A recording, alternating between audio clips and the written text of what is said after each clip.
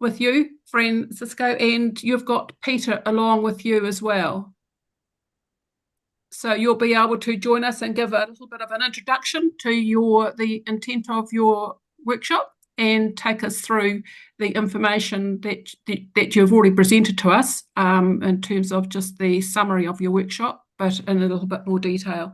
So if I hand over to you.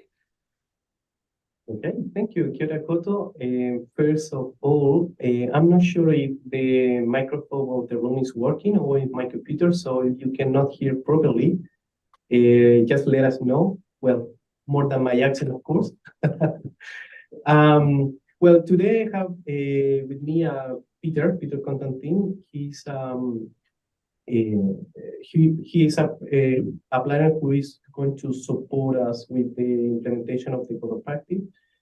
He's a planner with more than 40 years of experience in the country, different level. He's also independent commissioner, so I'm happy to having him today and help us with this process. So I don't want to talk much, so I want to pass the presentation to Peter. Peter, do you want to say something meanwhile I'm tidying up the presentation? No, good afternoon, everyone. You will have had a chance to see the outline, if you like, the outline notes. There's not a lot more detail that I'm going to talk about in respect of that, but I'm very interested in engaging in conversation. If there's anything in there that seems strange or isn't to your liking, then I'm more than happy to have a discussion about that. Or if there's any things that you think we're not doing that we should do in this process of preparing and processing a plan change application, or a plan change to the district plan to incorporate the code of practice for subdivision land use and development. It's an interesting project and it has its interesting complications with it, because most people still think that it's the code of practice that is open for negotiation rather than just a change to the district plan. We're doing our best to keep them on the straight and narrow at this stage, and I've no doubt that we'll have to deal with that all the way through the process. But as Francisco says, I'm actually here to assist the council, not to do the council's work. Okay, before to continue, I'm going to make the most common question during COVID. Can you hear me well? And can you see my presentation? Yeah. Yes, I can see you. I see your presentation and hear you. So if anybody else, well, I suppose if they can't hear you, they're not going to put their hand up. But we'll just work through that. And presumably, if people are having a problem with the reception, they can just put a note through the reactions and put their hand up. Okay. Thank you. Okay, first is what we are doing here. Well, the last year, Council was working in a code of practice to replace the bylaw for subdivision, land use and development. It's a very technical document, it's an engineering standard pretty much. So what happened? Council decided to go from a bylaw to a code of practice, and the meaning for us in the administration is the new code will be under the district plan. Everything that we have to put into the district plan mean a plan change. So we are now in the process to implement this new code with the idea of replace the bylaw in the future. So the bylaw will be expired in March 2025. So we are in quite good timing to start the process and continue. But at the same time, we have to understand that we don't have much time to spend in unnecessary processes in this plan change. Okay, Peter, your time now. Next one. Okay, so three basic outcomes, if we can, for today. And I always like to start these presentations with a no surprises bullet point, because the last thing we need on the way through is for you as councillors who are going to ultimately be asked to approve this document for public notification. The last thing we want is for you to then say, well, I don't understand any of this. What are you doing and why are you doing it? So most of what today is about is filling in the background so that there are no surprises to the process as we work our way through. The second purpose is to probably explain a little bit more about the timeline. There's a lot of statutory timeframes built into this process that we cannot avoid, we cannot shorten, but we can always lengthen. Except in this case, we have a bylaw that expires, i.e. has absolutely no more effect in March 2025. And because it has no more effect, it simply cannot be implemented by council, even if you wanted to. It's gone. So we have to get the code of practice able to be implemented well ahead of March 2025. Now, the time is tight to do that. It will be March 2025 when we hit that date. So I will explain to you on the way through where the tight times are in here. And I'm more than happy to answer any questions you might have around that when we get to it, and also to hear from you any areas where you think we can shore things up or clip some time off. There's some areas where we can't, of course, but we'll look at anything. And the last purpose of today is to ensure that you as councillors have a good understanding of the process that we are going through, which will ultimately get to the point where the code of practice is able to be fully implemented and fully engaged with through the district plan.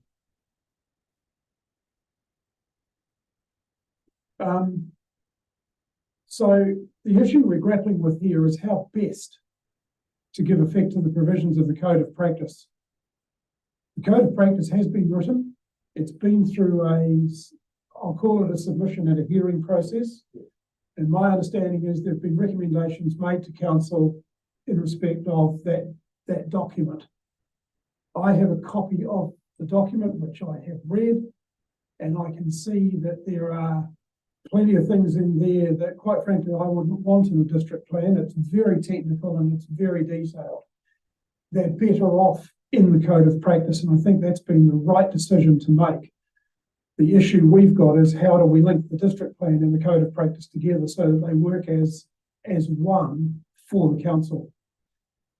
Three basic options faced the council in this: to carry on as a bylaw under the Local Government Act, and I know that the council has dismissed that option. The second is to incorporate all of the code of practice into the district plan.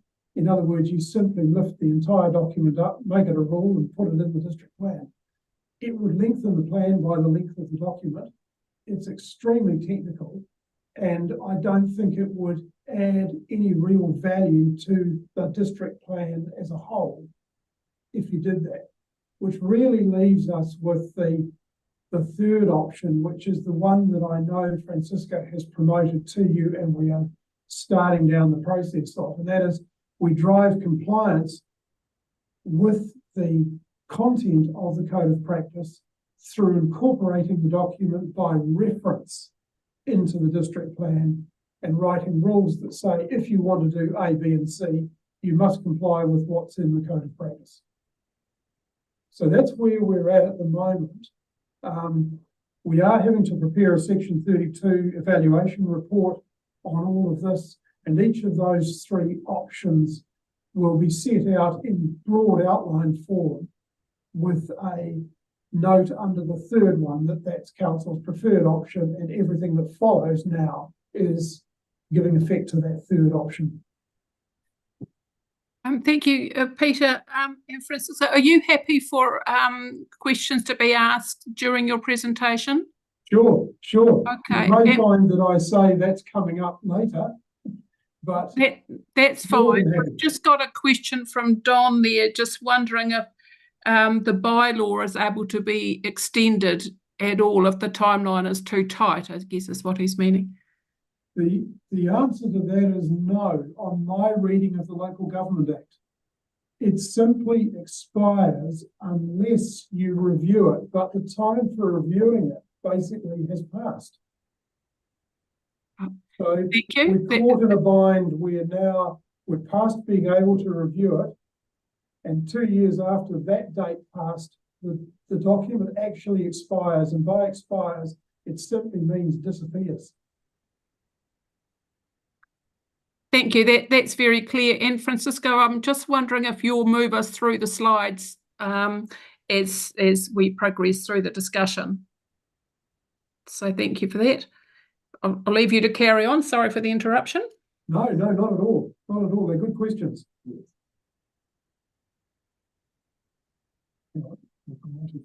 Oh, sorry. Yeah. Yeah. Okay. So the reason that the plan change is the preferred option is that it maximises the benefits and minimises the costs.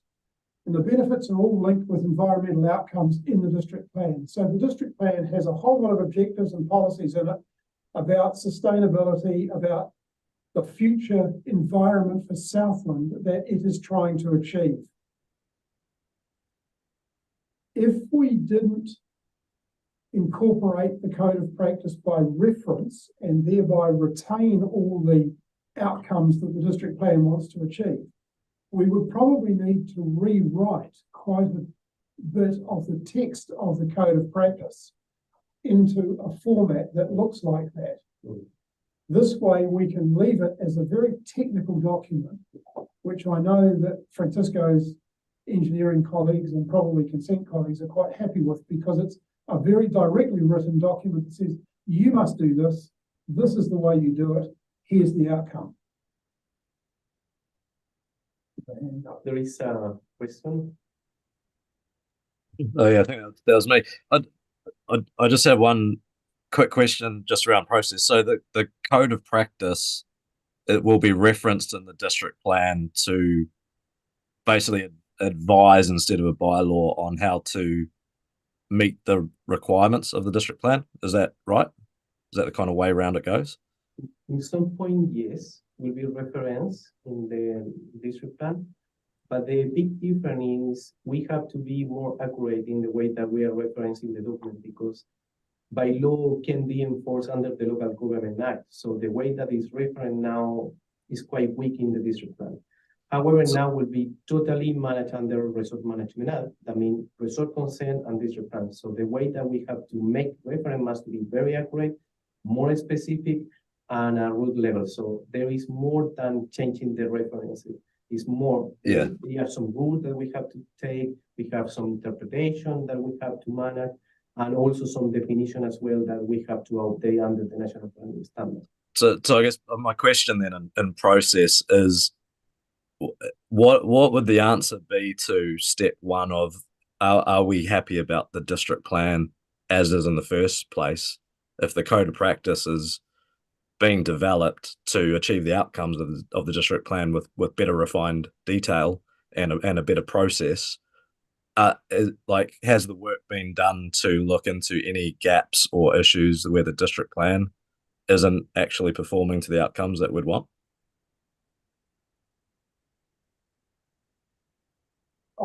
This week, in addition to this workshop with the councillors, we've got a series of internal and external stakeholder workshops, and a slightly different version of exactly that question is being posed to everybody we talk to.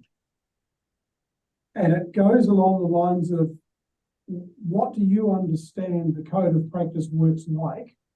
And what do you understand the district plan works like? And how do you see those two things working together? Or if you turn that over, what's not working in the district plan? What's not working in the code of practice as you read it now? And what can we do to make it work? Right. So is there in a chicken egg kind of situation of it? Is there, if there's issues within the district plan, does that need to be addressed before developing the code of practice, or can they kind of work in parallel? I think they can work in parallel because it'll be the code of practice that is driving back to those things are not clear in the district plan, or the link between those two documents is not clear enough, and it's the district plan outcome that might need to be changed, or Okay. a rule in there needs to be tweaked or something similar. Cool. No, that's great. Thanks for answering that. Cheers.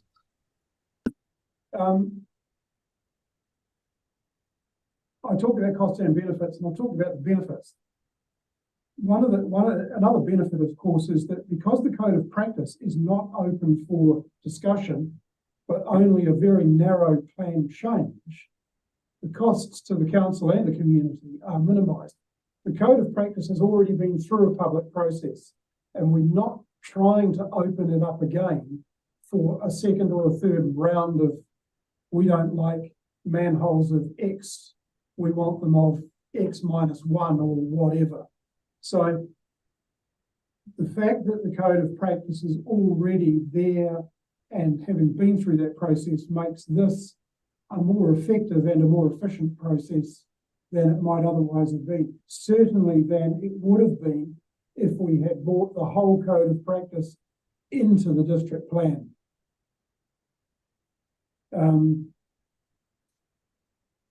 The downside, and you know, we need to talk about the ups and the downs. The downside is that there are some really well thought through outcomes that the code of practice is trying to achieve. But my review of it is that they're kind of lost in the code of practice. And that's okay, because what I'm thinking of is that we take those outcomes, which are much better expressed in Resource Management Act terms, and we pull them across as policies in the district plan. And they will reinforce the policies that are already there in the subdivision, engineering and transport. No, energy and transport. Yeah, in that section of the district plan. And so you'll see that when the draft of the plan changes is brought back to you, you'll see that there are some fairly direct quotes. The wording might be ever so slightly changed to make it more RMA speak than code of practice speak, but those outcomes are so essential to the whole document that they belong in the district plan. And the final benefit is, of course, that enforcement through the RMA procedures is positive, because you then get to look at the context for this plan change and the code of practice inside the wider district plan. So it's always good when you are looking at enforcement proceedings, or indeed you're trying to explain to somebody why this needs to be done rather than something else, to be able to go back to the district plan and say, yes, but this is the environment that Southland wants for itself. This is what the community have told us they want. And this is through the code of practice. This is one way we're going to achieve that. So we get to link all of these things up. And so we've got enforcement, we've got outcomes, we've got a future sustainable environment all coming together through this process, but without trying to duplicate things.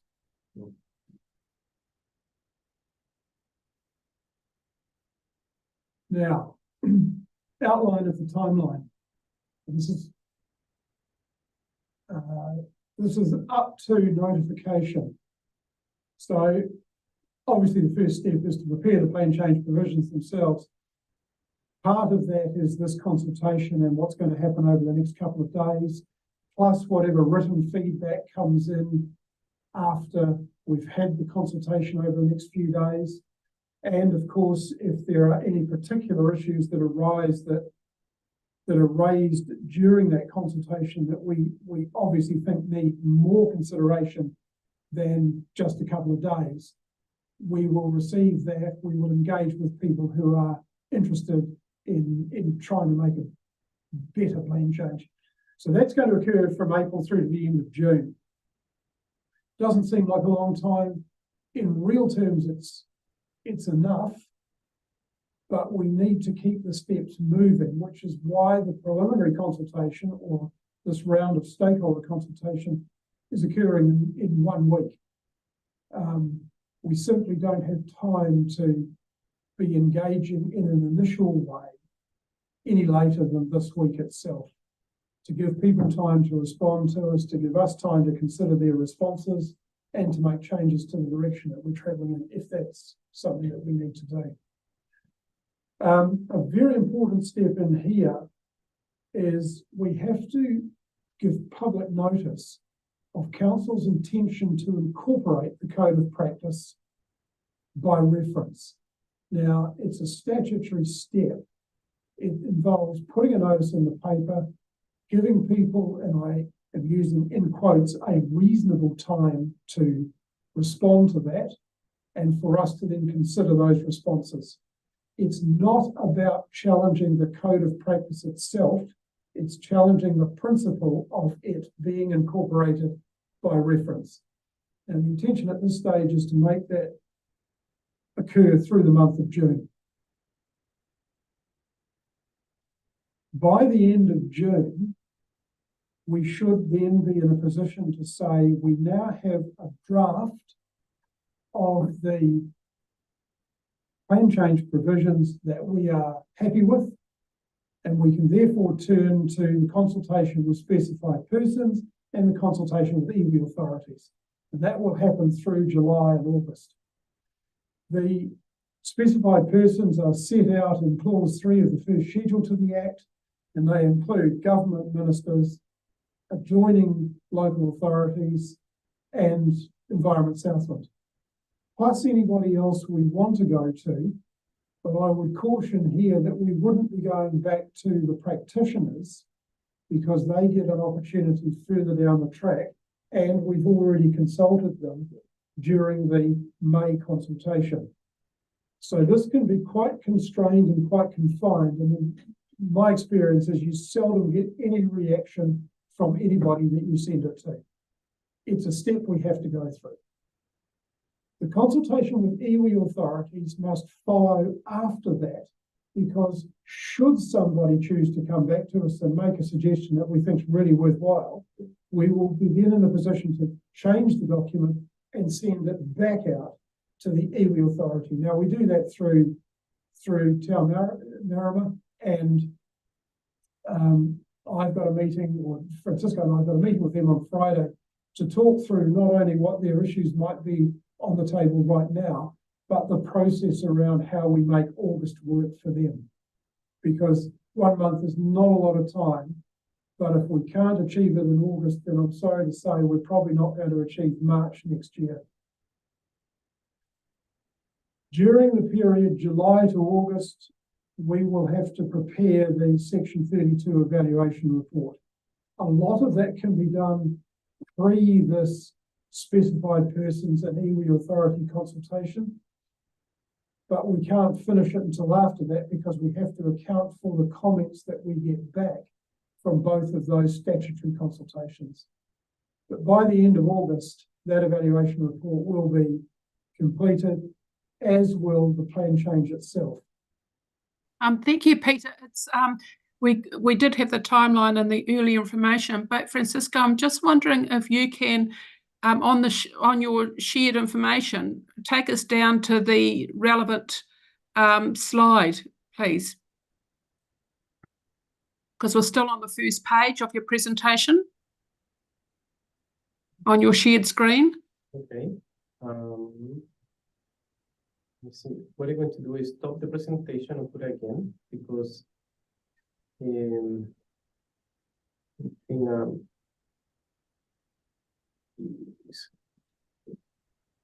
I'm sorry if that's difficult. It's just easier for us to then be able to refer to that information. It's okay. Yeah. Thank you for letting us know. Right, thank you. And I'm going to see if I can make a video.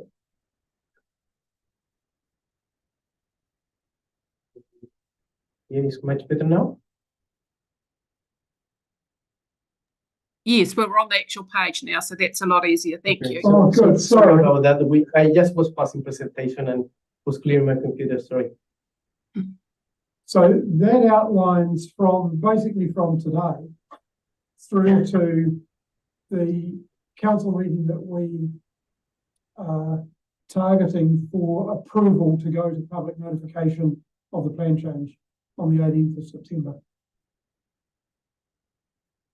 Now, I haven't put any other actual dates in there other than months, because obviously things, you know, won't happen on a particular day. It might be the day after, it might be the following week, but we know that the 18th of September is a council meeting date, and we know that it's the last date we actually can get to before it becomes too late. Okay. Has that gone to the next slide? It's just headed up plan change timeline outline. So the first bullet point should be public notification 3 October. No, it's No. preparation of the plan change provisions. Yep, it hasn't changed to slide 6. What about now? That's right now. Okay, are you going to continue with this way? That's how we do it, yeah. Yeah. Okay, so coming from a council meeting and always hoping that things go well, we would be publicly notifying the plan change on Thursday, the 3rd of October. There is a submission period that is set by statute, which takes us through to the 4th of November. On that day, the original submission period closes, and from there through to about the 13th of November, we have to summarise the decisions sought in all of those original submissions. And we have to prepare that into a document that people can follow.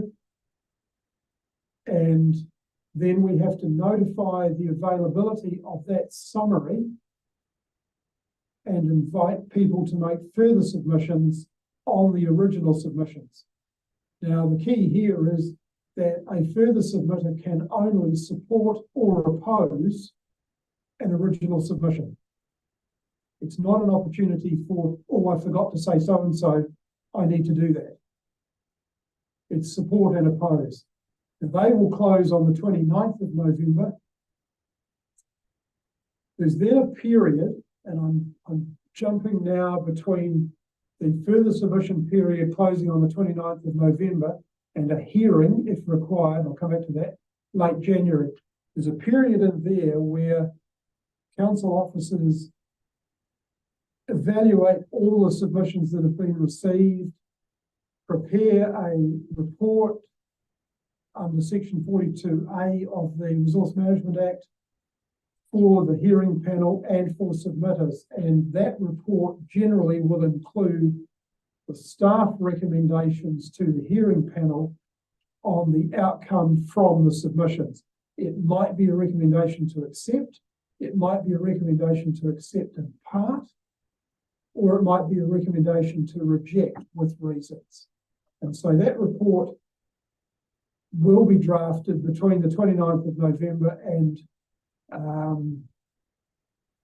it's probably early January, because there's a time period when it has to be available for everybody to read. Bear in mind that there is also a period of time over Christmas where there are no working days, and effectively we consultants are all on holiday, but that doesn't happen. But there are between the 20th of December and the 10th of January, there are no working days. So we can't send stuff out through that period and count the days.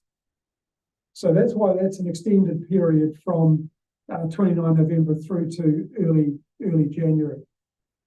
Importantly, in the middle of that, and if I'm right, the 11th of December is the last council meeting that I've been able to see that's scheduled for the year. I believe at that point, it would be prudent to appoint the hearing panel, because the hearing panel has some pre-hearing things that it needs to be seized of and be able to do. and it might be making decisions on invalid submissions. In other words, they're not complete. They don't say what decision they want made, you know, and there's a bunch of administration like that. The hearing panel might want to decide how it wants to run the hearing, and it might choose to put a minute out saying, well, we want to hear people in this order starting on this day.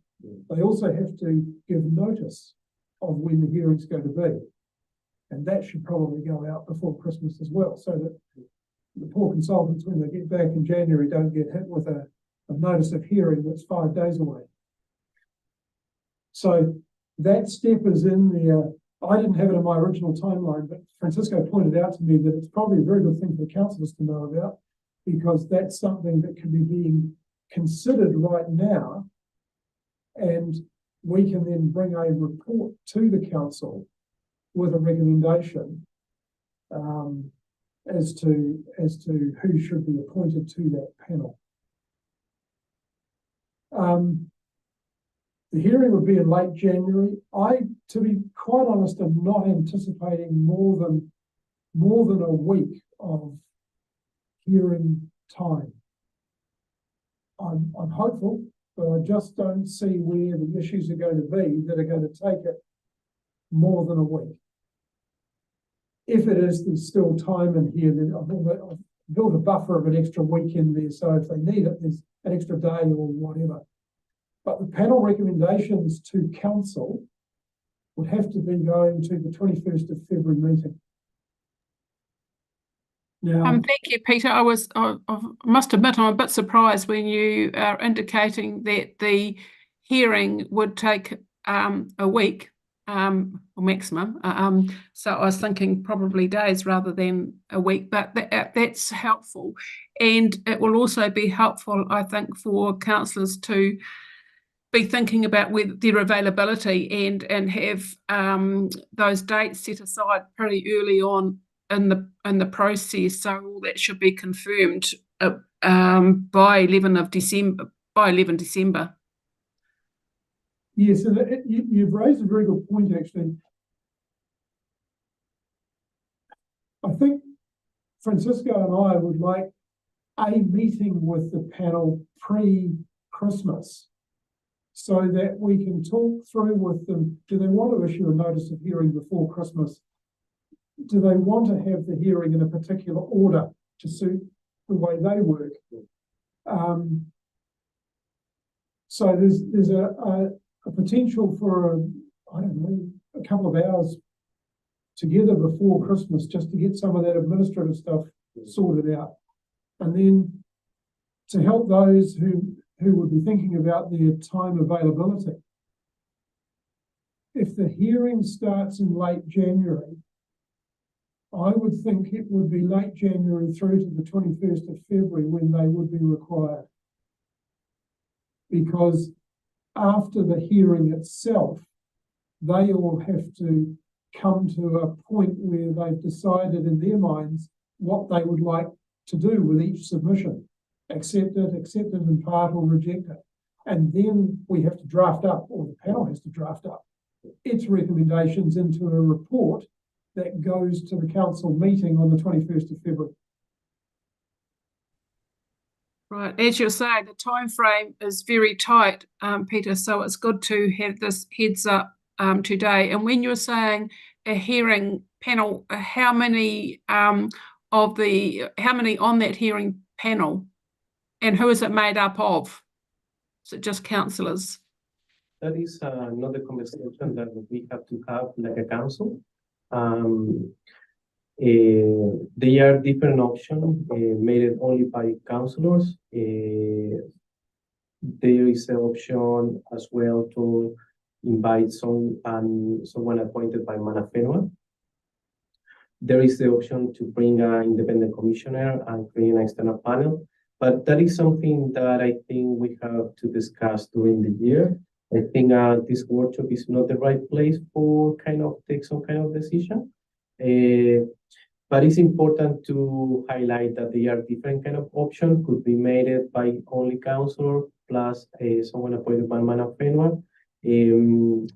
and could be around 3-5 people. We having for this process usually is around 3 persons. Yeah.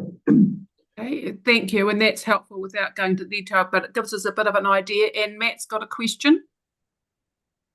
Thanks, Christine. I'm just trying to take my memory back to, I think, the first time I heard about the code of practice being proposed, and from memory, it was meant to align with ICC's bylaw expiring as well. Is that correct? Is correct. What we are running now is the district plan change to implement the code of practice.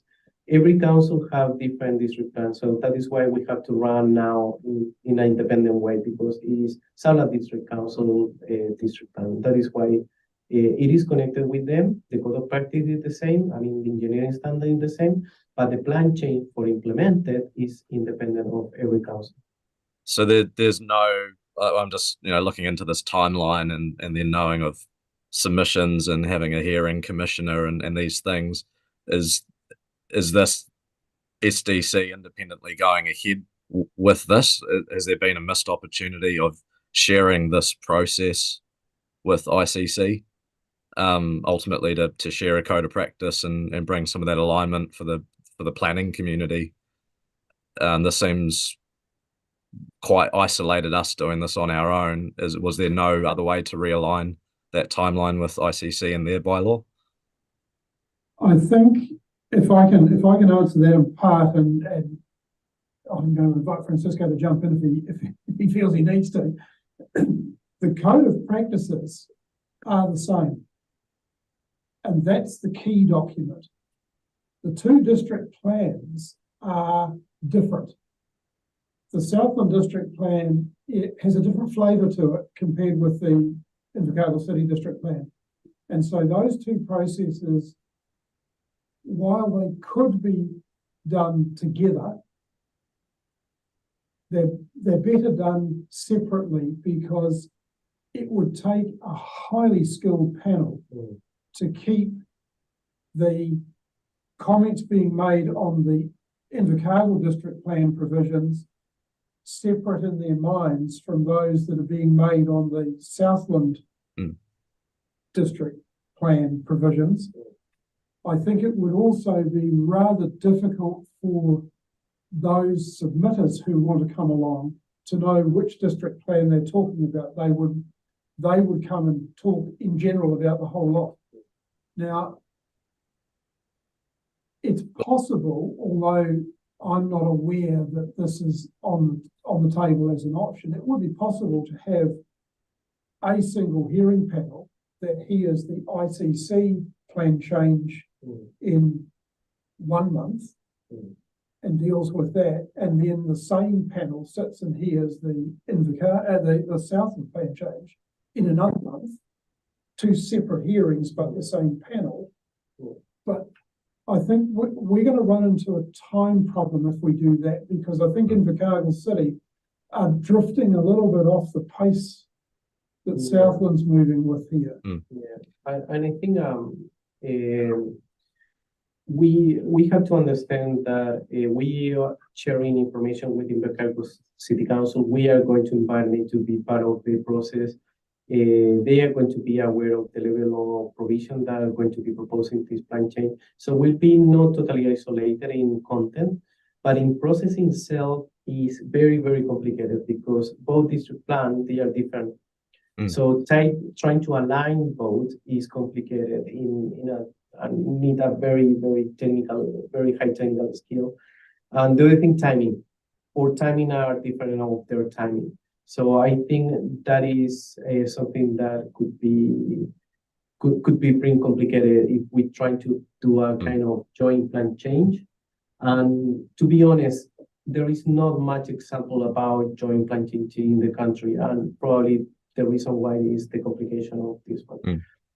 If there is some conversation around that, I will be happy to contact my colleague in Invercargill City Council and ask them about what will be the interest of that council and in this kind of process.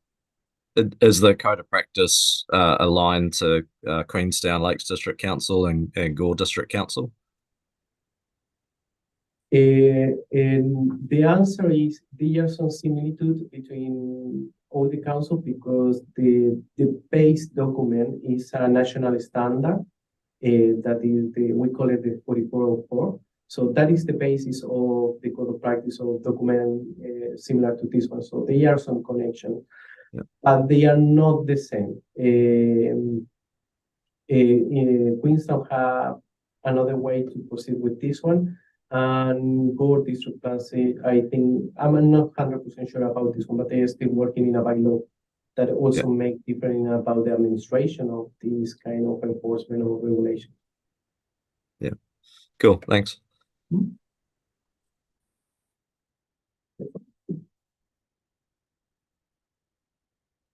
Yeah, I think, oh, sorry. Can you see where we are now slide? Or you are still in the same? So we're still on plan, change timeline, outline, headed up Sorry. public notification. Sorry, I was a ghost in my computer and make some changes.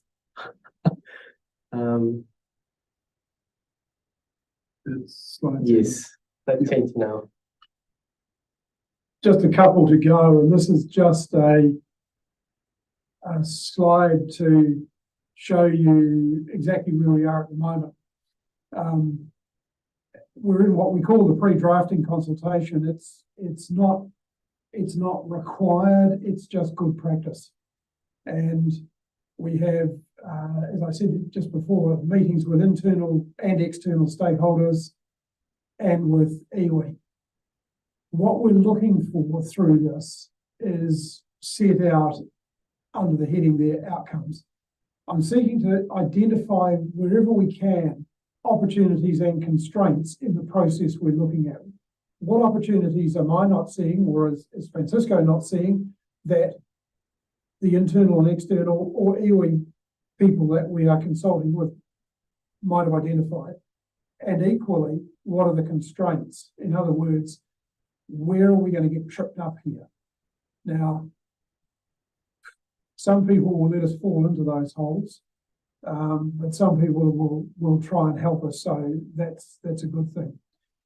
The second outcome from this consultation is an opportunity to socialise the proposal, and it's a two-part thing. It's that the code of practice is not up for discussion, other than the fact that we are going to incorporate it into the district plan by reference. And it's getting everybody used to the fact that there are going to be provisions, mainly rules, in the district plan that link you to procedures and standards in the code of practice. And if you actually don't comply with those, the enforcement will come through the district plan tag, not through a bylaw and the Local Government Act. So it's about getting people to understand that well ahead of us notifying it and getting into formal processes, and then that being an issue at a hearing, which we don't want it to be an issue at the hearing. Opportunities, obviously, to try and achieve stakeholder buy-in.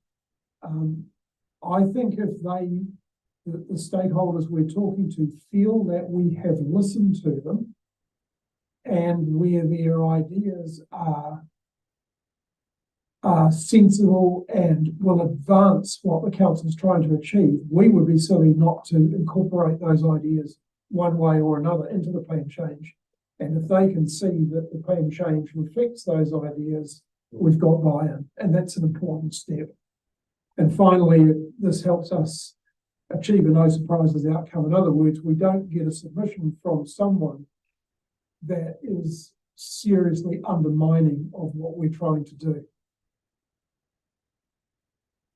So that's where we're at the moment. Last slide. I thought I would just pop this in here to give you an indication of the type of tools that are available and that are, at least in my mind, the sorts of things that I would hope we discuss during this consultation.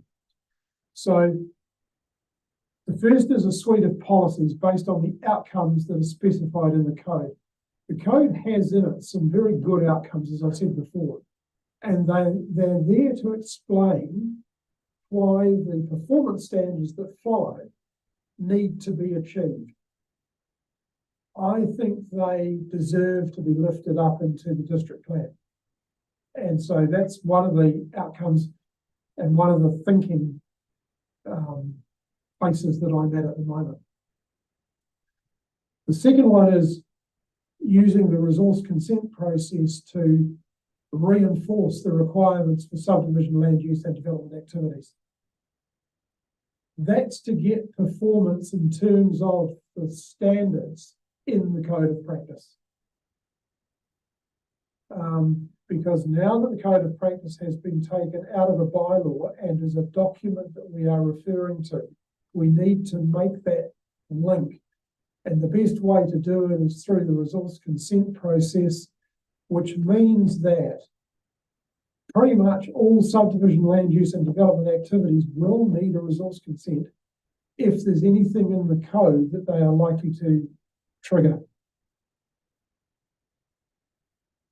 There are then some things in the code of practice that we may need to have rules that require specific compliance with. In other words, they're the non-negotiables in the code. And I, in my read of it, have identified one or two of those. I'm sure when I talk with council's engineers and consent staff, I'll get a whole lot more, and that's where this will go. Equally, when I talk with the consultants out there who act on behalf of clients, we'll probably get a lot of pushback saying, no, that's not important at all. We don't need that. We're all good out here. We do all the right things all the right times. And then finally, there is in the code a sequencing of approvals that you step through. And you really have to read the whole code to get this, but it's there from some initial discussions in principle with, and I'm going to say it's the engineering staff in particular, through to quite specific design solutions that need to be seen, and they come in a particular order. One option that we have is to take that order and turn it into a rule set within the rules of the district plan. Now, this all sounds vague, and I'm sorry it is at the moment.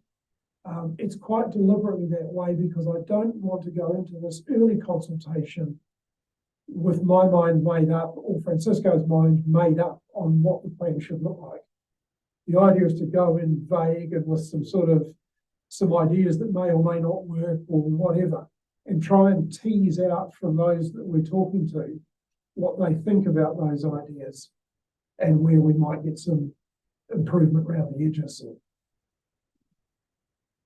So hopefully that gives you some idea of the process we're going through, with it being quite tight, and the fact that we are working really hard to get the code of practice into the plan, but in a way that works for the plan and for the council people who have to administer it. Thank you, Peter. Julie, I noticed you had a question on chat and that's been answered. Did you have a further question from what you asked around the enforcement? Yeah.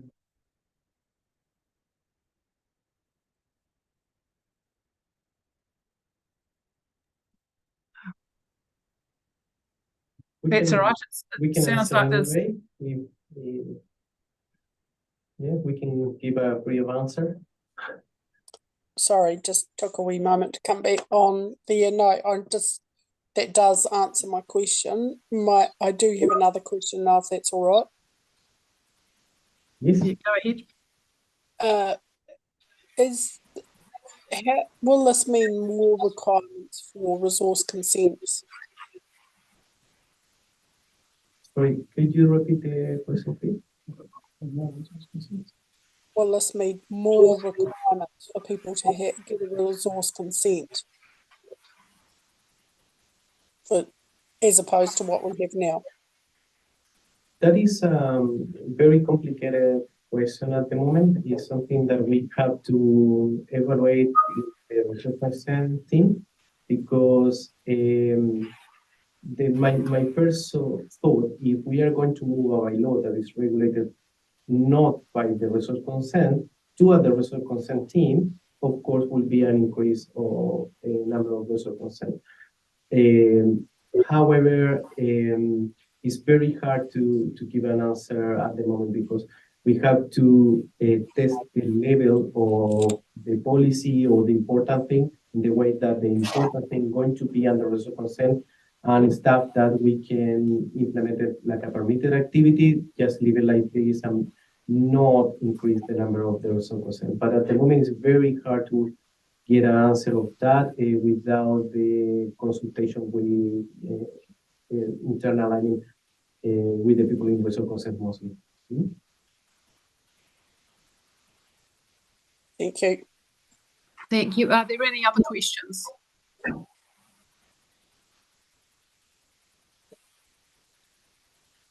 Yeah, we've got one here. Paul. Oh, It's Paul here. I'm just asking about the staff resource for this work. Could you be more specific about the question? Oh, well, I mean, council already approved kind of help or support in this kind of project. So we are managing quite well internally, but with some external support. But council already approved. We think we'll be able to get those people on board in time for the process. I'm hoping so. I'm also hoping to learn how things work at the moment, so that we can compare how they work at the moment with how they might work under this new regime, and then to see whether there are, basically the answer to your question, I think, would come at that stage. Are there more resources needed, or can we better employ the resources that we've got now in a more focused way? And quite frankly, until that conversation is had, I don't quite know how the present code is being implemented by particularly the engineering stuff. I think I understand how the resource consent stuff is doing it. But having got to the point where this is in the code and this is what the code is, I'm hopeful that we will get oh, well, that's all taken care of. We know how we've got to work with that. So then I can say, right, so you need to write that down for me so I can see how it works and where I can plug in the intersection points, if you like, with the Resource Management Act and the district plan. I've made a note of the question though, because it's something that I will try and address either in the Section 32 report, but probably not, but more in a report to council at the time we're looking to notify, so that that's abundantly clear to at least the councillors. That'll be really helpful. Thanks, Peter. And Matt has got a question. Yeah, cheers. I guess whether a bylaw or the code of compliance or code of practice, sorry, it making effect to the district plan, is there any other kind of data gaps as far as being efficient in this? I guess referring to things like flood zones or highly productive lands, things like if we're expecting subdivision growth in areas of the district, things like flood zones and highly productive land zones will be some of those issues. Is the code of practice going to help navigate this? And in order to do so, is there any other data that's required either from council or the regional council just to be able to continue with the ease of business? Well,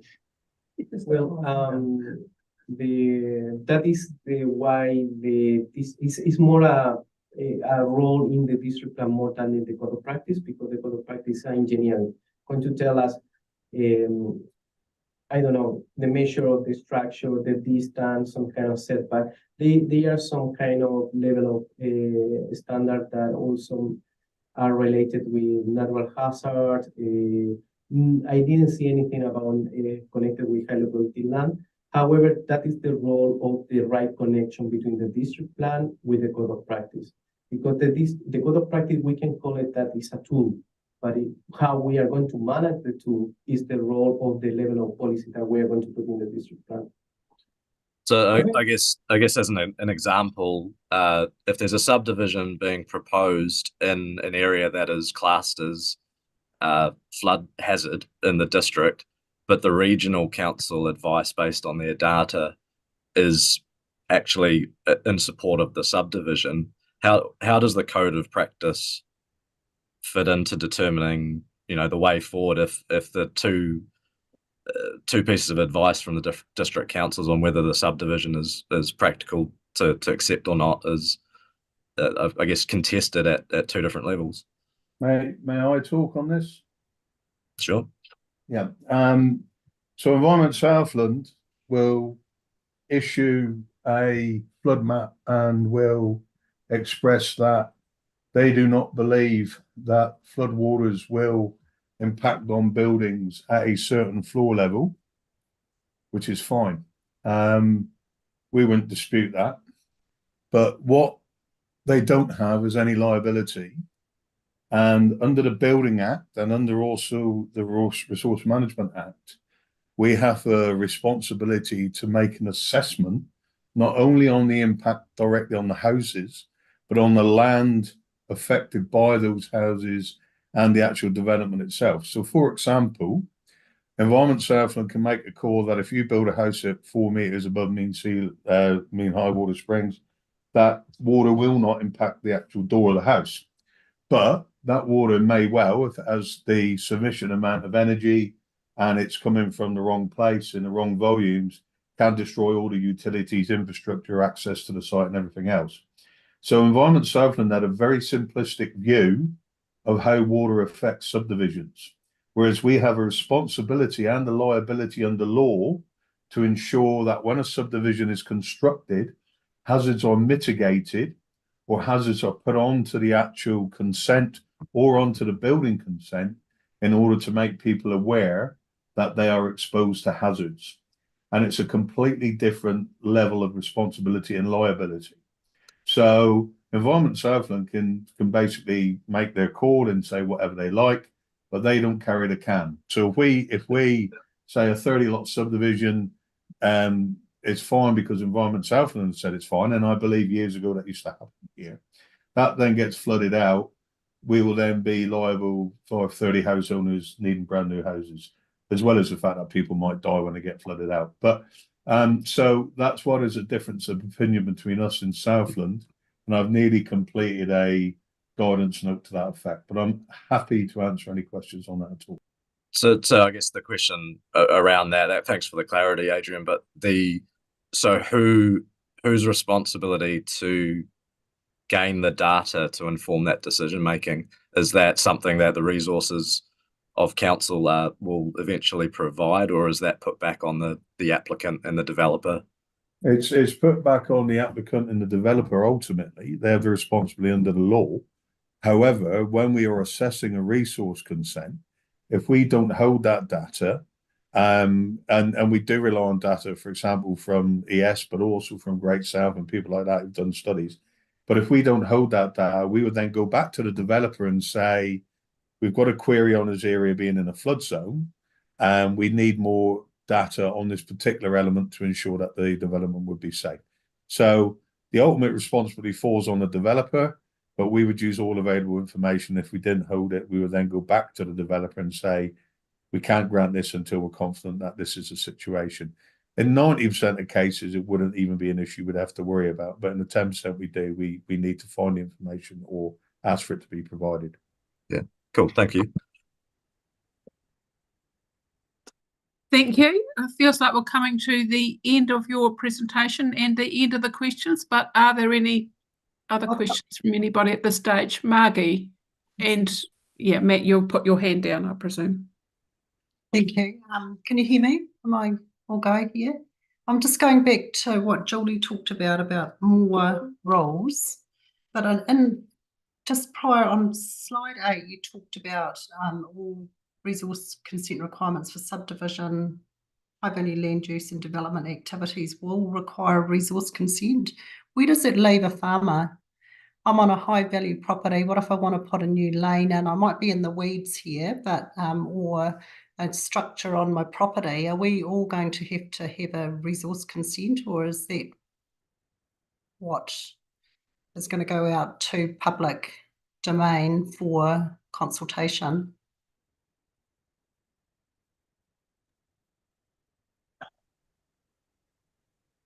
I'm not trying to be evasive here, but I really haven't thought through that far ahead in terms of that level of detail as to what consents might be required. I was more at the level of subdivision, which creates opportunity for people to do things, or land development activities which have the potential to give rise to problems for waterways, for example, or whatever. But I've made a note of the issue, and it's something that we can certainly think about. Because it would be a bit of a blocker rather than a way forward for a farmer. Thank you, Peter. I think that would be very useful for you to follow that up and come back with that information. Are you thinking that will come back in December or earlier? I was thinking with council's agreement that if anybody's got any thoughts that have come out of today and they feel inclined to pop them down in an email, I know Francisco and I would more than happily receive those thoughts. And if in fact those thoughts turned into questions, that's fine too. We can respond to those more directly than the general sort of discussion type things.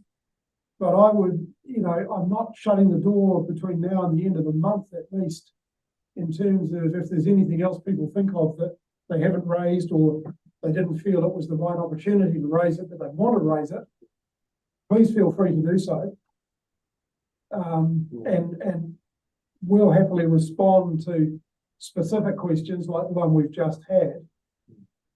And even more general things, I'm quite happy to start tapping some thoughts out. But at the moment, this is still early in the development phase. So I'm going to have to sort of preface everything I say with, this may not work. I'm not at the stage yet where I can say these things will fit together well, but I'm more than happy to take on board what you're suggesting and see if we can make that work. So thank you, Peter. And I'm wondering if it would be helpful if those questions do come in, that they come in and are circulated to everybody as well, to save you getting asked the same question twice. And given the tight timeline, that will probably be helpful in working through any further questions that arise. Sorry, someone else was going to add a comment then? I just typed into the chat. I was just wondering where we can read the current draft of the Code of Practice. I remember it was an attachment in a council meeting a long time ago, but I was just wondering if there's an updated draft that councillors can read. I can email the last draft to everyone. That'd be awesome. Interesting. Cheers. Thank you. All right, we may bring this workshop to a close then. Thank you. And thank you for the time taken in putting the information together for us. It was very helpful, I think, just reading through the timelines and understanding what our part in that process is, and appreciate that the timeline is extremely tight. So it's good to have a heads up around what that looks like. And Peter, thank you for just offering to I guess take the emails around any other questions that arise and having those answers come out to everybody. Appreciate that as well. Are there any further comments you want to make, Francisco? Thank you for the time. Mostly, we have to understand that we are kind of in an early stage in the writing, so every comment is very useful. Every email is very useful. In not only going to make us thinking in the right level of the policy, also going to fit into the evaluation report that we are going to present to the public at the right time. So please feel free to send any comments. Feel free to ask to someone else to send comment, because that is very useful as well. And getting more specific knowledge, it will be much better for the writing for us. Thank you. Thank you. Thank you. And we do have the mayor back in the building, I see. So whether he wants to take us through the next workshop with Hartley, and I see Hartley's on here, so I imagine you're ready to go. I am, thank you. Hopefully you can hear me. I'll just turn on the camera and Can certainly hear you. you can hear us, that's all right. Oh, there's a video. We'll see, hopefully it starts. Hopefully you can see us. And let's see if we can go sharing. Sharing. Looking good. Is it looking good? I just want to.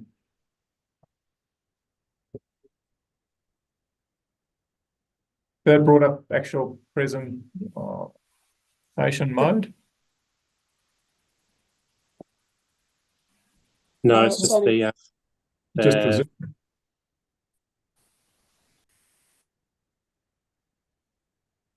How about that? Yep, it's still showing the next slide as a small one, but it's more presentation mode than the other one.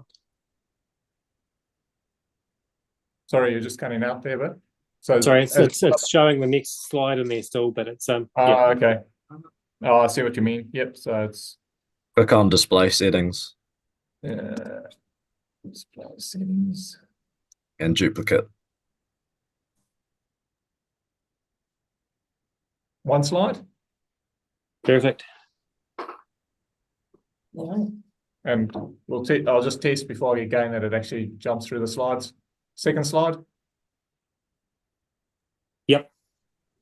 Cool. Excellent. Okay. Well, thanks for that. We can't see you now, but I'm sure that during the process we'll hear you if you want to pitch in and ask us questions on the journey. So thanks so much for turning up today to look at this workshop. What we're looking at obviously is reverting sealed roads back to gravel at the end of their life. It is an option that has been in our current activity management plans, plan for roading, in terms of reverting back to our lower used sealed roads back to gravel. So this is the first opportunity of recent time that we've had an actual example to bring to your attention. Given the affordability of pressure on our ratepayers, we thought it was appropriate for us to bring this example up, so you can have a look at an actual example rather than just it being a theoretical scenario. So what Hartley will do is run through the presentation. I'm happy to have questions on the way. I just want to point out no decisions are being obviously made at the moment. We haven't got the roading team, actively, looking at reverting sealed roads right at this minute, apart from bringing this to your attention. But we do want to understand if this is something that you want to support now that we'll be showing you a real example. And essentially, this is a long-term strategy. It's not something that's going to save millions today. However, over the long term, it does give potential significant savings. So I'll let Hartley run through the presentation and I'll pitch in where I need to, but yeah, and please ask questions on the way. We may be answering them by the end of the process, but we're happy to take questions on the slides if they're relevant at the time. Brian, can I just ask? I asked earlier, and they said to ask you or Hartley. Can the supporting document about this be sent through to the Ardlassa Community Board for their comments, or does it need to wait till after this workshop? There's no reason why they can't have the supporting information. It's cool. Thanks for that. It's fine. They could have it now or after that's fine. Cool. Cheers. Yeah, thank you very much. As you might have to just shout out to us because we can't actually see you. But just probably further to Fran's comment, it's sometimes quite difficult to talk about reduction in levels of service or what reduction in levels of service might look like. So, this just links back to what a potential level of service reduction could look like. And it actually has multiple connotations on what that level of service reduction may look like. Just a bit of a background. Most of you are hopefully be aware, but we've got out of a total road network, 2,000 kilometers of sealed roads, and they are long life assets. So generally, we're all looking at getting a 70-year life out of our sealed roads.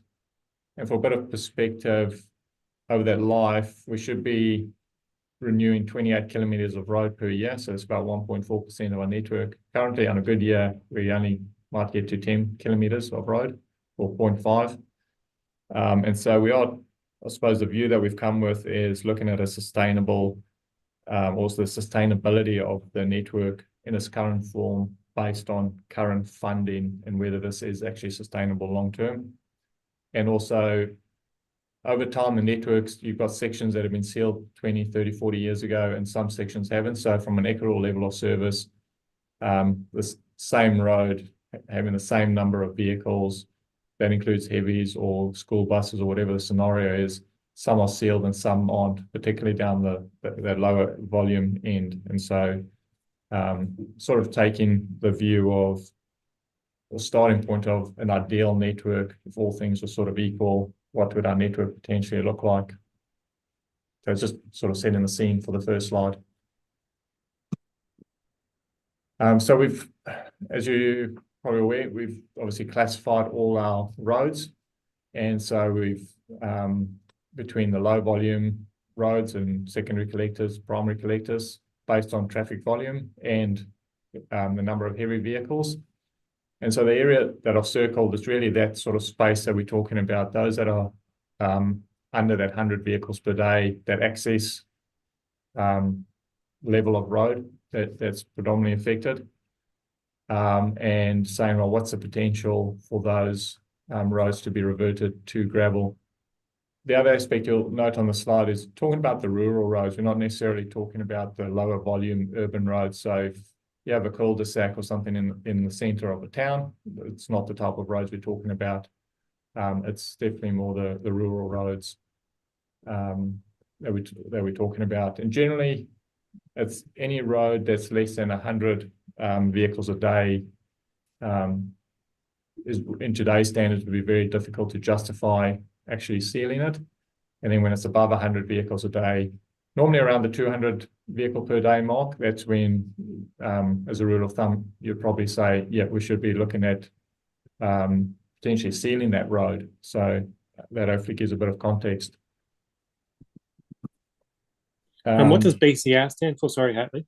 Oh, sorry, good point. Benefit cost ratio. So it's just taking an economic view of if we say grading that road and have to remetal the road as an unsealed road, what would that cost be over a set period of time? Say 40 years is what we'd use, versus say sealing the road. What's the capital cost of sealing that road and then maintaining that as a sealed road? So it's an economic analysis of your different types of surface that you may have on the road. So hopefully that makes sense. Good point. I'll talk about another economic analysis that we use a bit further on in the slide, but I'll hopefully remember to explain that. This slide looks exactly the same information. We've just converted it into what does it actually mean from a kilometer point of view.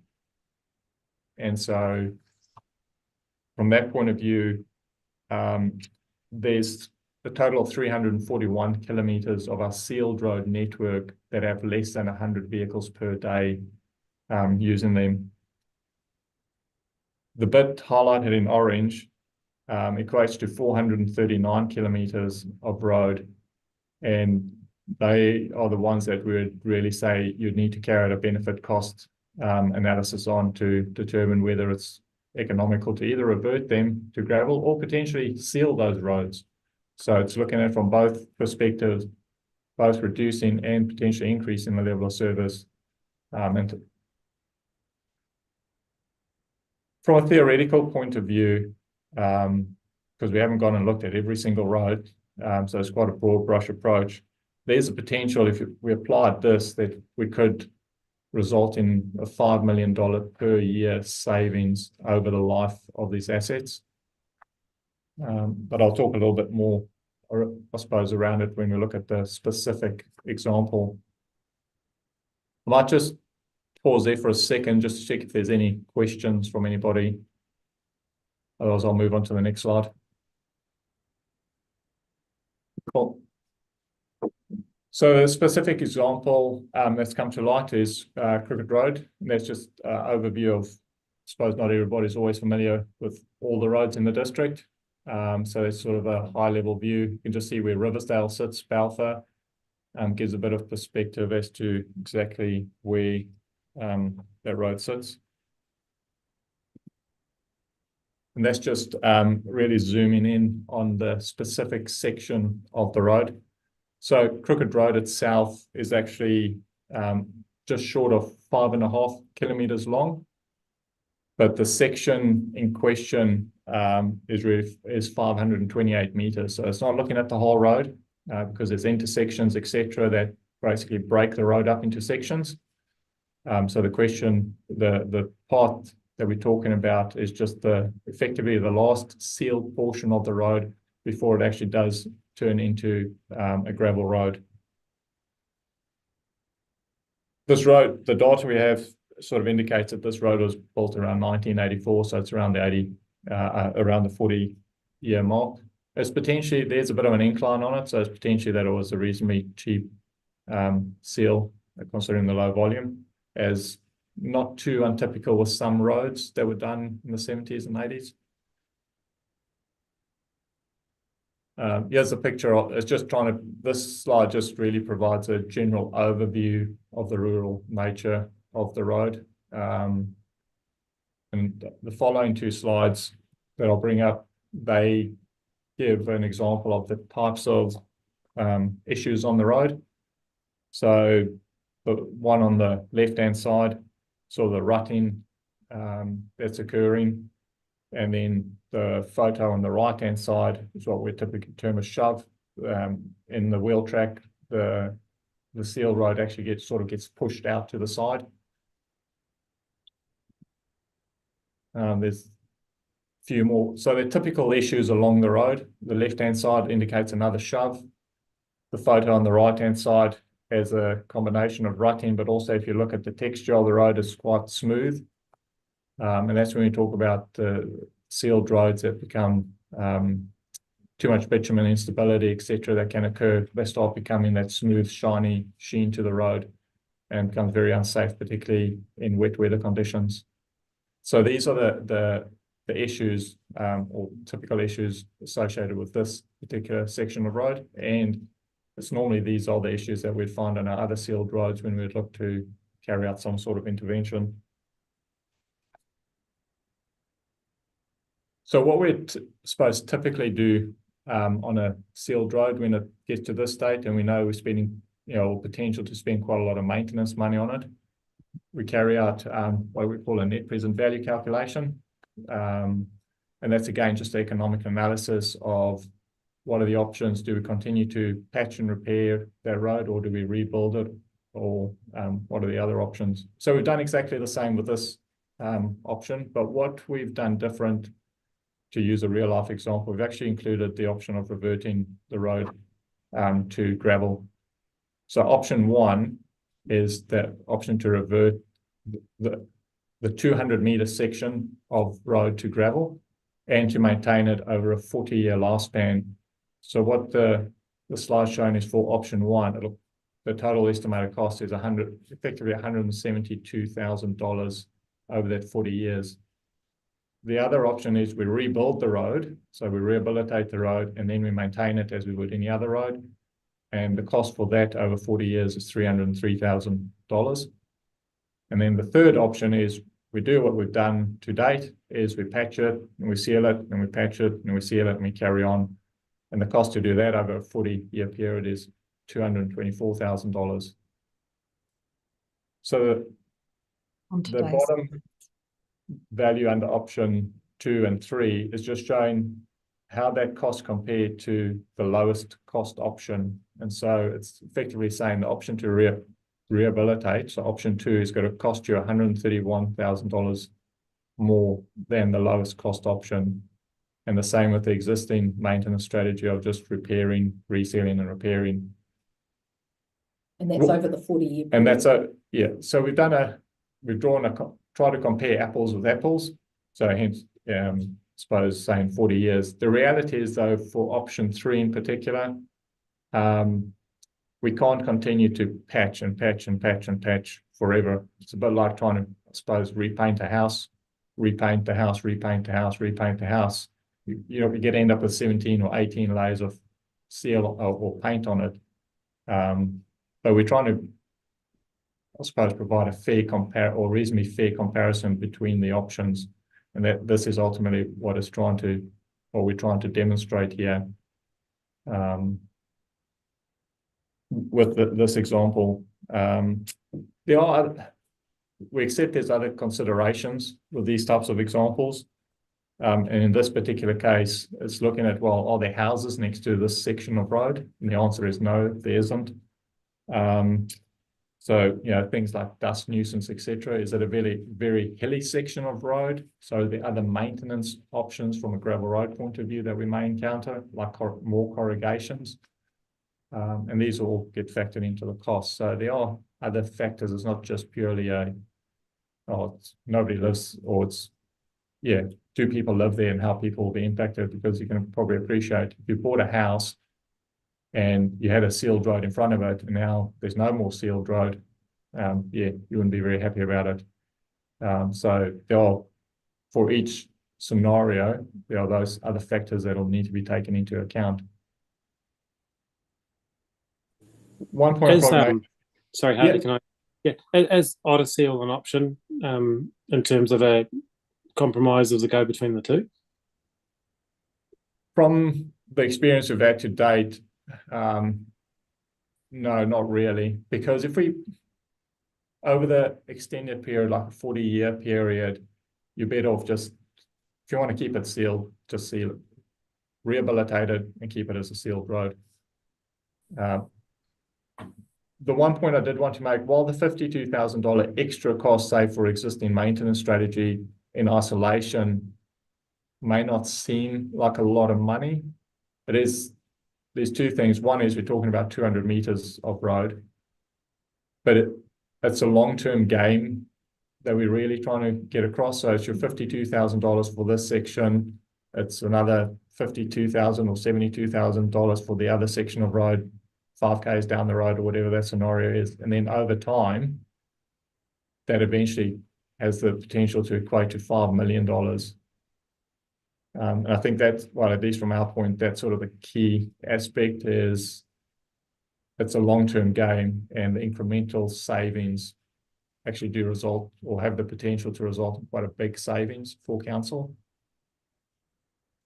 In terms of a level of service point, there's you can call it the extreme, I suppose, from going from sealed to unsealed, but it's also having a consideration if you patch and repair all the time, that what does that road actually look like? And I suppose there's also a risk around criticism that while we, as council, throwing good money after bad. So there's quite a few factors to consider around impacts on level of service, and therefore how we're spending the money that we do have, especially when there's constrained budgets.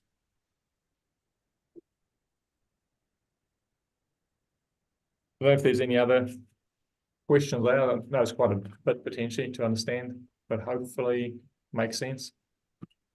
I think before we open it completely for questions, just from my perspective, going back to Hartley's first slide, which was talking about to do the cycle of work that needs to happen on the roads, we need to be doing 28 kilometres per year. And at the moment, we've got funding for 10 kilometres per year. If we're going to focus that money onto the most used roads, then, you know, it's very clear that some of the lower end roads are the ones that are going to either be a lot more patched rather than being rebuilt properly, or if we revert them back to gravel, then, you know, they're a gravel road and the maintenance cost will provide some form of saving over that period of time. So just want to put that out there. It's given the current level of funding that's available through NZTA and actually that we can get from our reasonably get from our ratepayers for roading. So yeah, just 28 kilometres per year versus 10 kilometres per year. We've got to start somewhere, I guess, is the next question. So what's the support for that? Obviously, I said right at the beginning, we're not currently in the moment, you know, getting a contractor ready to wrap up seal. However, this is an example, so we need to know whether or not, you know, this is something you want us to pursue. We would bring the actual example forward and we'd put it at council, because I do think it's important that, you know, the first few of these that you're actually fully, you know, or maybe it's all, and you might decide you want to see every single one that we do, similar to closing a bridge or having to restrict a bridge. But we definitely want to hear from you now that we've got a real example in front of you of what the dollars would look like, whether you want us to continue to pursue that before, you know, preparing a paper up to council, for example. So over to questions, I guess. I think, Fran, just in terms of, I think Matt may have already touched on this earlier, so apologies if I'm repeating it because I wasn't here, but the importance of the local users of the road and the community board kind of input into this. Look, the vehicle movements per day that we've got as a measure doesn't really give us a measure of what type of vehicles are using the road, and it might be 70 or 80 vehicles, but what are they? Is it one vehicle 80 times? Is it 80 different vehicles? What type? Like that kind of impact on the community. I mean, they'd have to be looked at a case-by-case basis, I guess, as well, but I think just not losing that local input into the decision-making as well. Yes, absolutely. Community boards are critical in that conversation and building towards a report for council, and you know, having their thoughts on that is absolutely critical. We haven't taken that next step because we're not sure, you know, if you want us to even take that next step. So this conversation is definitely around, you know, do you want us to start those conversations further?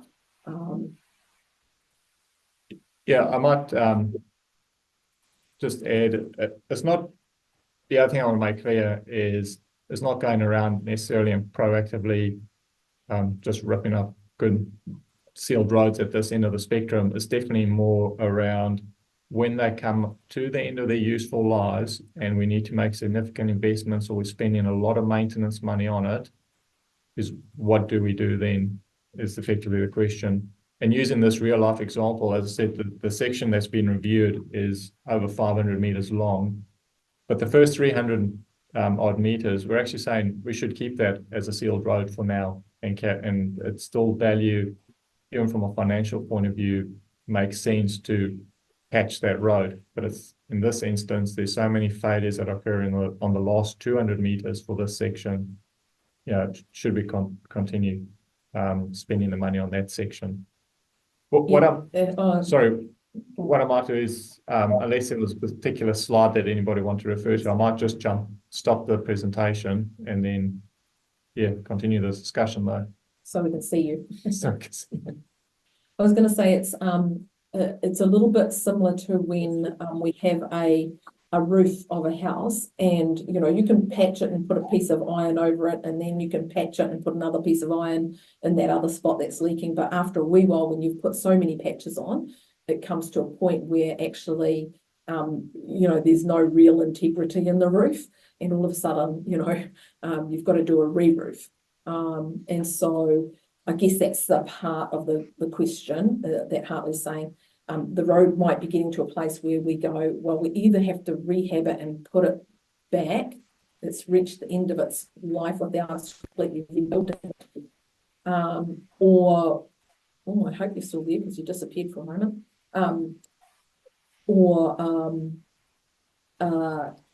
Do we revert it back to gravel? I think the chief executive's got his hand up, so I'll let him jump in first, and then I'll go to Paul and Matt. Thank you, and so thanks very much, Hartley and Fran. I think this is actually, I think it's worth recognising this is a level of service conversation, and I actually think it will need to be brought back through the next LTP, because I think it's the conversation that we ultimately are going to have with the community around the level of service and the consequence of the reduction in funding from Wellington. The reason that I was so keen that we actually saw a genuine live example is that when elected members ask us to be innovative or look at level of service changes, they can be quite theoretical. But as we know, when we see a very specific example related to a specific piece of road in our district where we know people live, we know that the theory is quite a lot harder to reconcile, particularly if it happens to be your bridge or your piece of road. So I just want to reiterate the advice that we're giving. This is not a decision to revert this particular piece of road straight away. This is a live example so that people can begin to get a sense of the amount of money involved, but also the sort of the on the ground consequences of what those conversations are going to be. But I actually think it will need to be in an LTP, and I think it has to be consulted on. Thanks, Cameron. Very valid points. Yeah, it is good to have an actual live example to actually relate to at this early stage. Paul? Just a question. Do we know why it was sealed to that extent in the first place? Was it just because there was plenty of money around, or was there an issue to do with the gradient or something that was a reason? I don't expect you to perhaps have that answer now, but I'll just ask the question. Just to comment about it, like we talked about this as a course of action, I would say 12 years ago or thereabouts, and it met a very negative response from ratepayers. But I think at that time we didn't actually explain it very well, and the phrase reverting seal to gravel sort of got a lot of traction. But the two roads that were looked at that time, one was the Matara Island School Road, which is about 200 metres long, and the school had closed, and the other one was one over a Dipton Way somewhere, which I can't remember. Or it might have been a Wakapa too, I can't remember. But anyway, what I'm getting around to saying is, I think we need to be very careful how we give the message, and don't have people thinking that we're getting in there with the rippers, holus bolus sort of thing. And I do think that option 3 would be a complete waste of money. As you said, pouring good money out to bad. Thanks, Paul. Matt? Yeah, cheers, and thank you for looking into that innovation, because I've heard in conversation around long-term plan and level of service that things like this are ultimately going to need to at least be investigated. So having the live case to look at is key, and look into the specifics. I guess what I've seen, being a map nerd, is identifying that bit of road has really one significant ratepayer unit on it, with what looks like a few residential houses and quite a significant kind of dairy shed in operation. So what would be the process beyond the consultation of the wider community, the expectation around the Ardlassa board in particular, but what one-on-one engagement with the most affected ratepayers would council take that approach, so that there's not the same kind of example of Riverside Road Bridge where it seemed that options were being kind of getting into the final stages of decision making before the actual residents up the road knew about it. I guess with an open mind, is there opportunity that ratepayer who's paying about $24,000 in rates a year at the moment, whether potentially road stopping and allowing them to kind of take custodianship of the road, and if they chose to extend their private driveway, if that could be explored in the name of innovation and strategy. And the other question I had is there any requirement, the intersection with McAllister Road, that's essentially where there's an intersection of two sealed roads. Is there a requirement for a sealed road to extend a certain distance before it goes to gravel? I guess to keep gravel out of the intersection for safety reasons. So, good questions. I'll start with the easier one, the technical question around the gravel road. No, there is no specific legal requirement around how far you seal back, but we do seal back it's predominantly driven from a maintenance and a safety point of view for your braking acceleration type zones to reduce, the corrugations, etc. Typically, if it's not sealed, we'd go back 20 to 30 meters, but it does depend on, is it hilly or is it not? In this case, it would be a site, or I'll go back, it'll be a site-specific decision, because we do have examples in the network where in the middle of nowhere, we've got a piece of 500 meters worth of sealed road. And that's purely there to reduce long-term maintenance costs. So it is a site-by-site issue that needs to be looked at, but there will be a portion of it that will be retained as seal. So you do have seal on seal. I hope that sort of answers that question. Maybe like a 10-meter buffer or a 20-meter buffer or something at least. Or, right. Yeah, because what we don't want is, you don't want ideally gravel migrating onto, say, the main through route as an example, and then gravel, people striking gravel at 100 k's an hour or 110 k's an hour, and then creating a crash. In terms of the actual consultation piece, be quite honest, haven't delved into that level of detail yet, because as I said, we haven't actually, there's no decision. It's, here's an example, this is what it would potentially look like in real life if we went down this type of avenue. So we haven't gone down that level of detail. Equally, we haven't discounted doing that either. So it's a good point that you raise. Whether we do one-on-one consultation, and particularly where it might be one person and you're looking at some custodian sort of options, I think that's a logical thing that we would potentially look into, Matt. A good point. Definitely a valid question to put forward, and just something for us to keep in the back of our minds as well as we can progress or not with this. Cool, thanks. Cool, Christine, and thank you for covering the chairing role before. Much appreciated. Thank you. Just agree with your comment earlier, Rob, that this will an approach on a case-by-case basis, because the factors in any one community are going to differ from one community to the other. And I think some further analysis, which I imagine you've probably done, Hartley and Fran, is really important in putting this out to communities when we're having the discussion. Because I think on the earlier slide, not on the slide, but on the other information we had, Hartley, you talked about the percentage of heavy traffic that was on that particular portion of road. So the local community will know, has that heavy traffic increased because it enables the truck to get to the destination in a quicker time period than it would be if they were following an alternative, for example, and has that contributed to the deterioration of the road over time?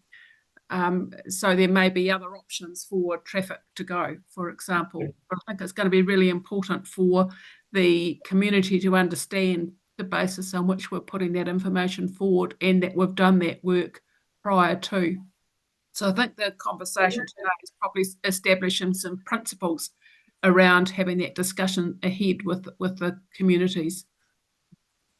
Absolutely, and just the fact that there's quite a number of variances to this, as Hartley was pointing out about, you know, is it on an incline? Is there potential for lots of rutting to occur with vehicles as they're trying to get traction to go up hills and blah blah blah? Those things are all relevant.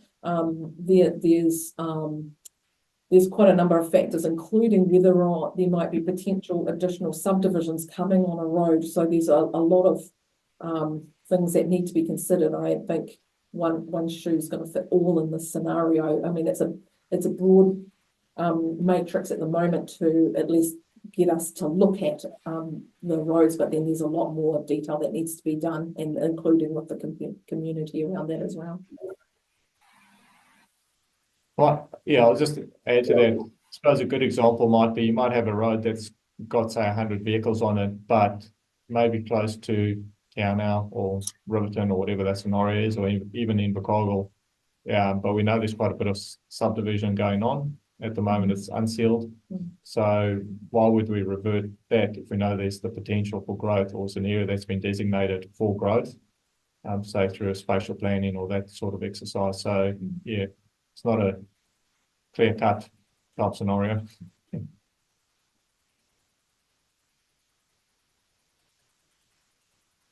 Can I just ask, it looks like there's a culvert further along the road as well, or is there a bridge? And how does that feature on future works regarding that piece of the roading infrastructure? In terms of other, I suppose, infrastructure, whether it's a sign or a culvert or a bridge, we'd look to continue to maintain that. But we'll pick on the bridge scenario. All the bridges, we've looked at the detour lengths, etc., that might be associated if a bridge does get closed or has a weight restriction. So we'll look at, I suppose, we've done some of that work already, so that'll come into the picture as well.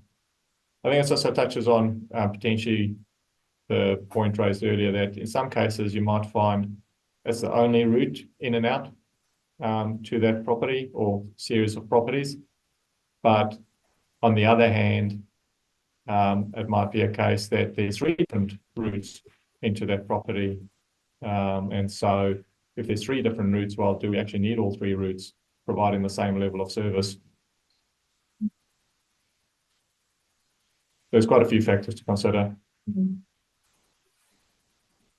And that includes what other assets are along those routes. Do we have bridges or a large number of culverts? And even from a susceptibility maybe to sea level rise or flooding or Have you seen just Brett's comments? Hartley? Sorry, I'm just trying to open that up.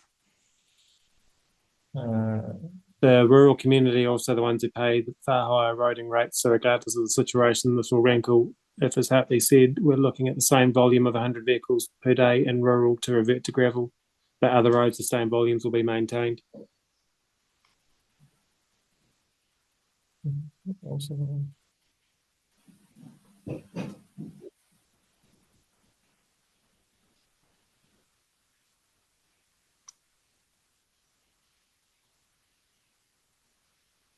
So I guess it's just a reflection of that high proportion of the roading rate that the rural sector actually pays.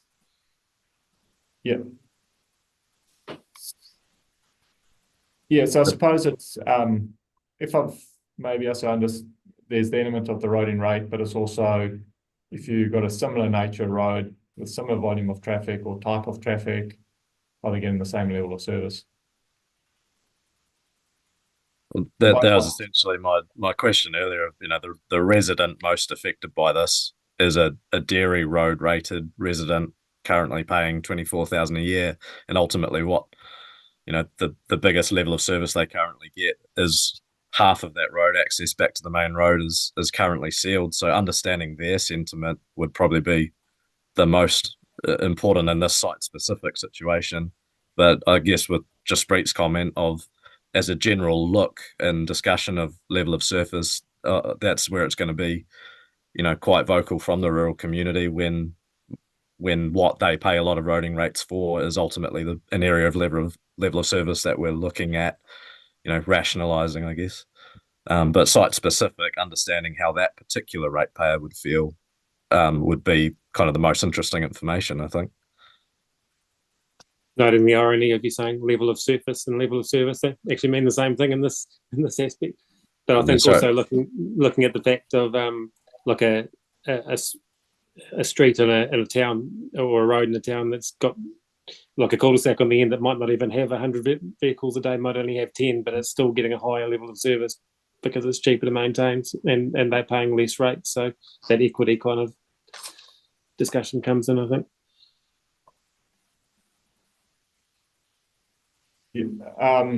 Yeah, but the other, I suppose, it's always, don't we get drawn down the wrong conversation. But yeah, ultimately, I suppose when we look at it from a rates point of view, it's access to the network and the size of the network, the opportunity to drive on all the roads, but obviously we can't afford to have all roads sealed. So it's trying to find the right balance. And right at the moment, there are people that there might be 150 vehicle movements per day on a particular road at the moment that is currently unsealed, and we're not looking to seal it. I think there's there is at the moment some people who are, maybe it's 2 properties or 3 house, dairy farms that are up that property, up that road that, aren't getting the same level of service as that one that's got 1 property on it. So because it's only when we get to around 180 vehicle movements per day that we consider, have the consideration, do we seal it or not seal it? So those that are under 100 vehicle movements per day are getting a higher level than those others in the rural sector, at least, not necessarily a little cul-de-sac. The last 10 meters of the cul-de-sac, because there's 2 houses up there and they're a retiree that doesn't come out every 5 minutes, perhaps they don't use the road as much, but you're not going to not seal that little bit of a cul-de-sac. It's probably not going to give us the savings for 10 meters versus 200 meters, for example. Cameron? Yeah, thanks. Actually, a question for Hartley, and I'm just reflecting on the conversation around dairy use, and whether Fonterra has a view about whether, from a driver and truck perspective, the gravel is preferable to a heavily patched sealed strip that's no longer past its at its optimum. And so from that side of a level of service, because there's I certainly have a perception that a sealed road is better than a gravel road, and I certainly know which one I prefer to drive on, and I certainly know which one I would prefer to live on. But if there's no actual residences there, and the primary higher value use is dairy, I'd be really interested to know what Fonterra's view was about what would be the most economic for how dairy basically contributes to the New Zealand economy, and what role our roading network has in that.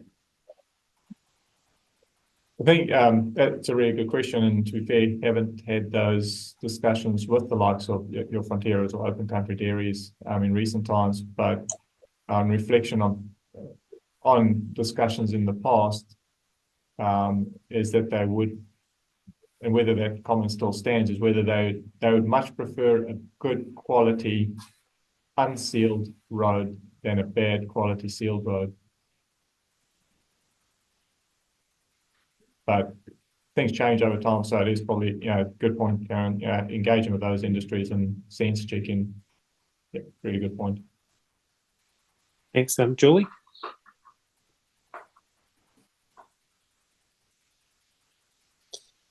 Thank you.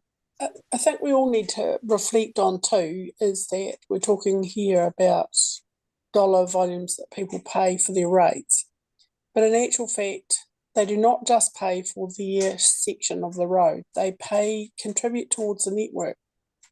And everybody contributes towards the network. So when you have a town that might have only a street with only 10 cars going up it or whatever, that's a completely different scenario from, because of several factors. One would be speed that they travel at. One would be that there's many more neighbours around them, so they're all contributing. You know, the total of the town contributes a lot to the maintenance of the town, the number of ratepayers there are, but they are all still contributing to the fact that they have access to the network, across the network, I should say.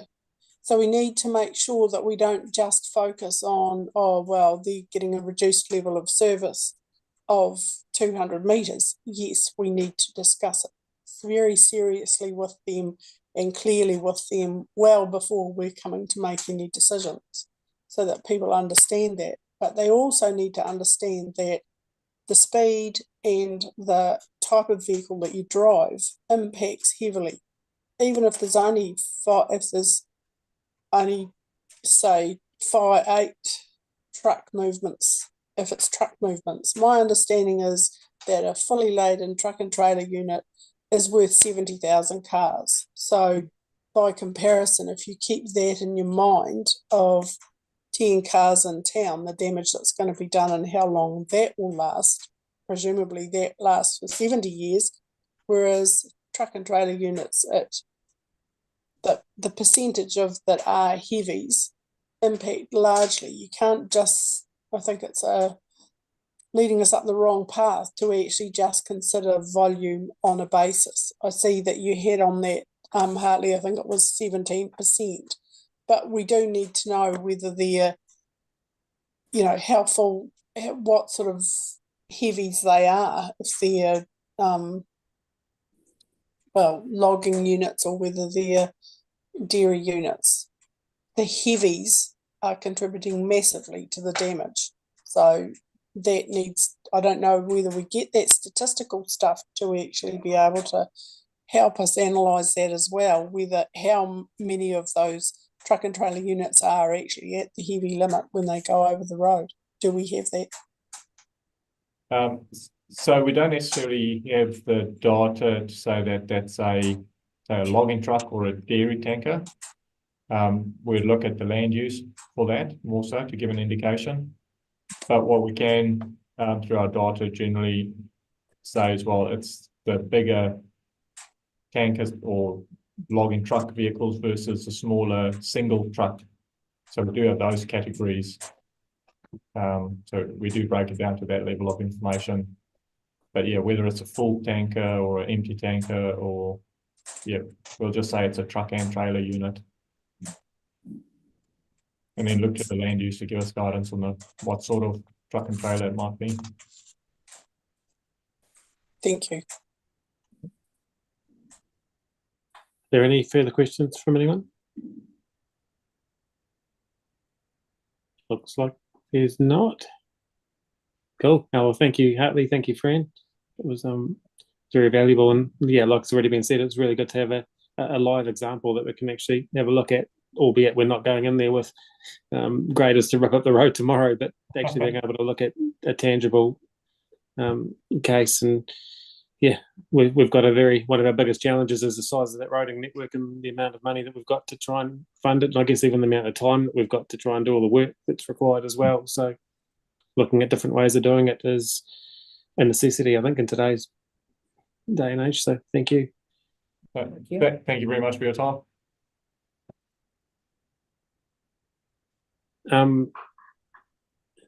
Was Rachel, are we going to go offline now, Rachel?